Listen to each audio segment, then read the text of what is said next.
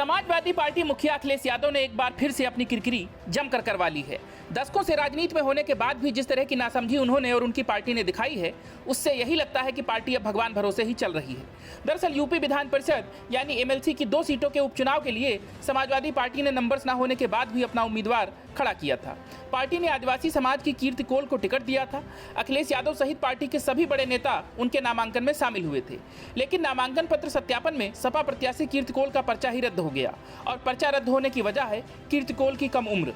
मतलब यह कि मौजूदा दौर में राज्य की सबसे बड़ी विपक्षी पार्टी और कभी सत्ता में रही सपा को विधान परिषद चुनाव की अहर्ता तक नहीं मालूम है, और एक ऐसी महिला को टिकट दे दिया गया जो इस चुनाव में लड़ने के लिए एलिजिबल ही नहीं है। खबरों के अनुसार कीर्ति कोल ने नामांकन पत्र में अपनी उम्र 28 वर्ष बताई थी, जबकि नियमों के मुताबिक विधान परिषद चुनाव के लिए उम्मीदवार की मिनिमम उम्र 30 साल होनी चाहिए। इसीलिए रिटर्निंग अफसर ने जांच के बाद आज नामांकन पत्र खारिज करने की कार्रवाई की है। कीर्ति का पर्चा खारिज होने के बाद भाजपा उम्मीदवार के तौर पर पर्चा दाखिल करने वाले गोरखपुर की क्षेत्रीय भाजपा इकाई के अध्यक्ष धर्मेंद्र सिंह सेंथवार और काशी क्षेत्र की उपाध्यक्ष निर्मला पासवान के विधान परिषद जाने का मार्ग प्रशस्त हो गया है। वहीं इसे सपा के लिए बहुत बड़ा झटका माना जा रहा है, क्योंकि अखिलेश यादव की जो फजीहत हुई है वो तो हुई ही, साथ ही कीर्ति कोल के सहारे भाजपा को घेरने का जो प्लान सपा ने बनाया था वो औंधे मुंह खुद ही गिर गया।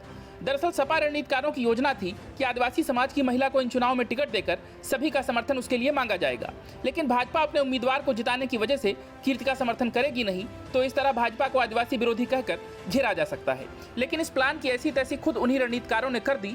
बता दें कि मिर्जापुर जिले की 96 विधानसभा सीट से सपा के टिकट पर चुनावी किस्मत आजमा चुकी कीर्ति कोल आदिवासी समाज से आती हैं और पूर्व सांसद भाईलाल कौल की भतीजी हैं। कहा जा रहा था कि सपा ने उन्हें एमएलसी चुनाव में कैंडिडेट बनाकर बड़ी सियासी चाल चली है, लेकिन नामांकन में चूक के चलते दांव फिर से उल्टा पड़ गया।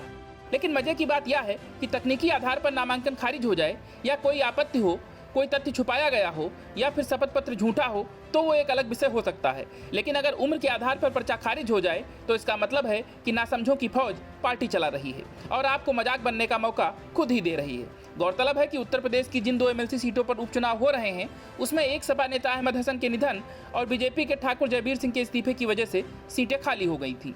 11 अगस्त को इन दोनों एमएलसी सीटों के लिए मतदान होना था। विधानसभा के आंकड़ों को देखें तो एक एमएलसी सीट जीतने के लिए कम से कम 200 विधायकों का वोट चाहिए था। सूबे में बीजेपी गठबंधन के पास फिलहाल 273 सदस्य हैं, जबकि सपा के पास 111 तो उसके सहयोगी आरएलडी के पास 8 विधायक। Bureau report, news of India.